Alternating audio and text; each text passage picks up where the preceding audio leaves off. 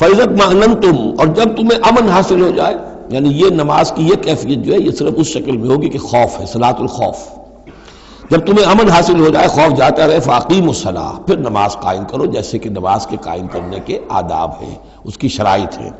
ان الصلاۃ کانت علی المؤمنین کتابا موقوتا، یقیناً نماز اہل ایمان پر فرض کی گئی ہے، فرض ہونے کی شکل میں اور وقت کے ساتھ، اس کی فرضیت ہے اور موقوت ہے، اس کے اپنے اوقات ہیں، اور اس اوقات کے ضمن میں آپ کو بتا چکا ہوں کہ حضرت جبرائیل نے 2 دن نماز آپ کو پڑھائی،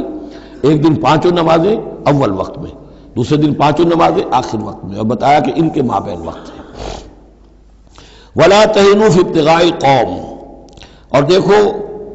اس قوم یعنی اپنے دشمن کا پیچھا کرنے میں سست نہ بنو۔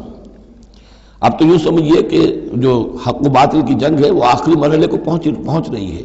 اب آخری مرحلے پہ آ کے تھک نہ جانا۔ وَلَا تَهِنُوا فِي ابْتِغَاءِ الْقَوْمِ، ان کا پیچھا کرنے میں سست مت پڑو، ہمت نہ ہارو۔ ان تکونوا تعلمون، بڑے پیارے الفاظ ہیں،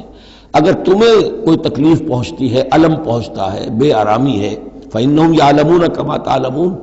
تو کیا انہیں نہیں پہنچتا؟ انہیں بھی تو تکلیف پہنچتی ہے، وہ بھی جنگ کر رہے ہیں، وہ بھی زخم کھاتے ہیں، ان کے بھی لوگ مر رہے ہیں۔